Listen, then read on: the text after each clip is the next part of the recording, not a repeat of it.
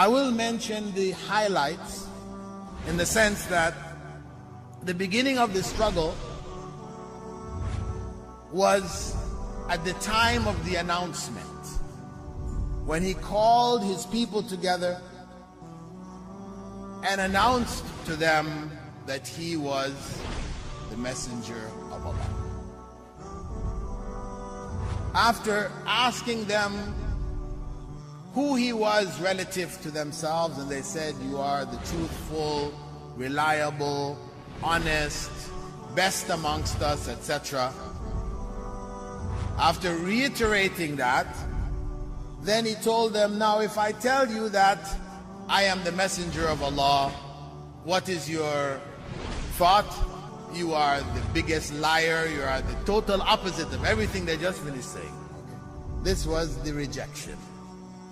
With his announcement, the consequence was rejection. Complete rejection from the main relatives, leaders of the society of the time. Then the struggle shifted to modes of persuasion.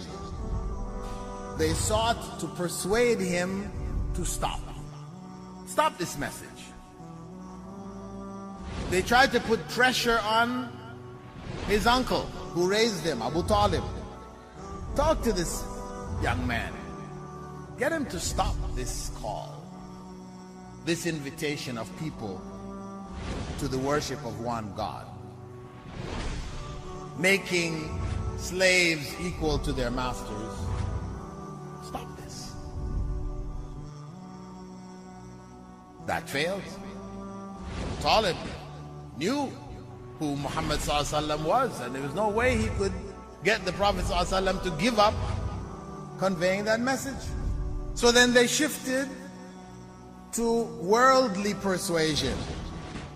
Worldly persuasion meaning he must be after something. He must have a hidden agenda. He's shaking up our society, creating havoc. He must have a hidden agenda. And what are the usual hidden agendas? Usual hidden agendas is based on what?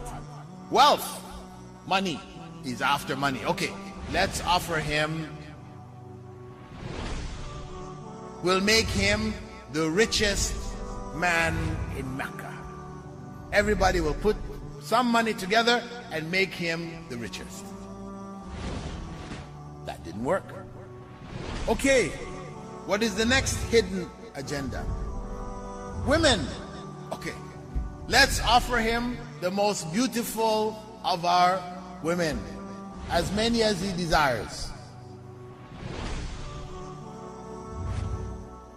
That didn't work. Couldn't sabotage the message. Then it must be what? Power. Power, control, to be the king, the ruler. So let's offer him that position, that status. Still didn't work. What next? Next step is boycott. Okay, let's starve them into submission. Starve him. Of course, his clan supported him. The Hashemite clan, they said, if you do it to him, we have to be with him. He's from us. So the whole clan came under economic boycott to try to bring him to his knees, to stop this message. But even that didn't work. Instead, it ended with a miracle which reinforced in the minds of those who wanted to think that he must have been or must be a prophet of God. The pact which they had made and had hung in the Kaaba was eaten up except for Bismillahir Rahmanir Rahim. That's all. Bismillah. Everything was eaten up. Even though the Kaaba was closed, he couldn't possibly know what took place. He informed them that this happened, and they went and confirmed that it had taken place. These were the evidences. The next step, escalating step by step. Next thing is what? What's left? We have to kill him assassination. This is the only thing that's going to stop this man. We just have to finish him off. So, no one clan is going to take the responsibility, so we all take the responsibility. We get young men from all of our clans, and in one blow, they kill him. But Allah told him to make hijrah. He left. Thwarted their efforts. After he left, wasn't enough. They put a bounty on him and sent bounty hunters after him. And they almost caught him. Suraqa ibn Malik had caught up to him. But by a miracle from Allah subhanahu wa ta'ala, he was unable to get a hold of him. Then after going to Medina, allies of the Meccans also tried to assassinate him there from Jewish clans, but they failed. And then came the major stage, the last major stage, that of what? Open warfare. Badr, Uhud, Khandaq. They tried and failed. So what was left? Truce. A truce which they worked out to their advantage as far as they could see it. They thought it was to their advantage. However, that truce failed. During the period of the truce, more people came into Islam than had ever come before.